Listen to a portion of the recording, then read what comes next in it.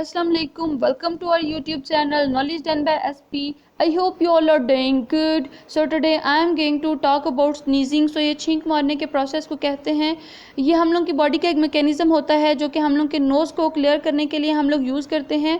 जब भी हम लोग के नॉस्ट्रल्स के थ्रू हम लोग के नोज़ में कोई एलर्जेंस लाइक कोई पोलन हो गया, कोई डस्ट पार्टिकल हो गया, कोई स्मोक पार्टिकल हम लोग के या कोई वायरस वगैरह हम लोग के नोज़ में एंटर होते हैं तो वो हम लोग के नोज़ में मौजूद हेयर और म्यूकस लाइनिंग में इरिटेशन काज कर देते हैं। सो जब वो इरिटेशन काज कर देते हैं तो हम लोग के ब्रेन तक एक मैसेज डिलीवर कर दिया जाता है। ब्रेन में स्टिमुलेशन काज होगी और ब्रेन फिर उन तमाम मसल्स तक मैसेज डिलीवर करेगा जो कि स्नीजिंग के प्रोसेस में इन्वॉल्व होते हैं।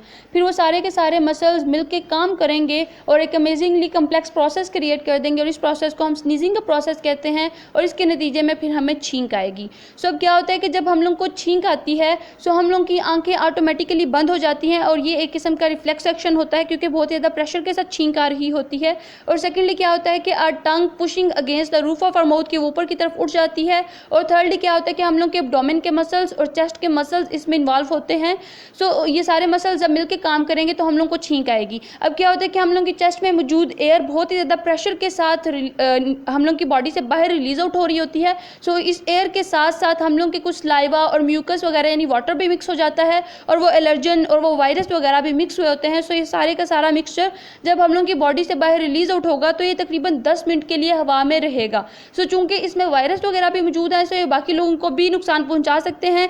सो इसलिए कहा जाता है कि जब भी हम लोग छींक मारें हम लोग अपनी एल्बो का इस्तेमाल कर लें या फिर हम लोग कोई टिश्यू पेपर वगैरह यूज़ कर लें ताकि ये वायरस वगैरह जो हम लोग की बॉडी से बाहर रिलीज आउट हो ये बाकी लोगों को नुकसान ना पहुंचा सकें।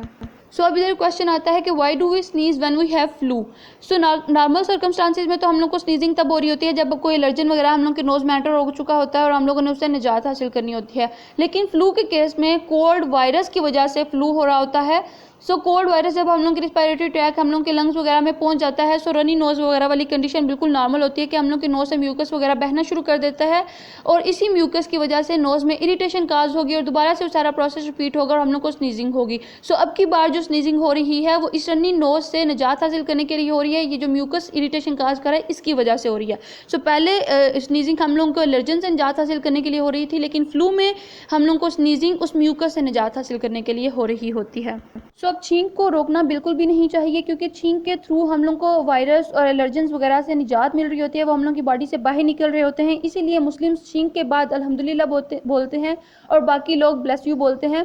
सो अब क्या होता है कि जब हम लोग को छींक आ रही होती है तो कुछ लोग उसको रोकने की कोशिश कर रहे होते हैं, लाइक वो पब्लिक प्लेस पे हैं तो वो उसको रोकने की कोशिश कर रहे होंगे। सो इसको रोकना बिल्कुल भी नहीं चाहिए क्योंकि प्रेशर तो पहले ही हम लोग की चेस्ट में मौजूद एयर में प्रेशर तो पहले से ही जनरेट हो चुका होता है। सो जब हम लोग इस छींक को रोकने की कोशिश करते हैं तो प्रेशर के साथ एयर बाय रिलीज आउट नहीं होती बल्कि वो हम लोग के ब्लड वेसल्स पे और हम लोग के ब्रेन में मौजूद स्पेशली वेसल्स पे प्रेशर जनरेट करनी शुरू कर देती है। इसकी वजह से हम लोगों की ब्रेन की शरीयाने वगैरह फटने और ऐसे वाले सीन हो सकते हैं। इसलिए हम लोग को स्नीजिंग को बिल्कुल भी रोकना नहीं चाहिए।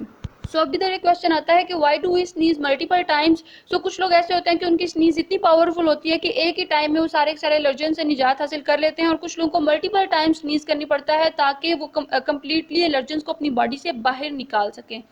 सो अब इधर एक टाइप आती है स्नीजिंग की जिसे हम फोटिक स्नीजिंग बोलते हैं कि कुछ लोग जब सनलाइट में जाते हैं तो एकदम से उन्हें छींकें आनी शुरू हो जाती हैं।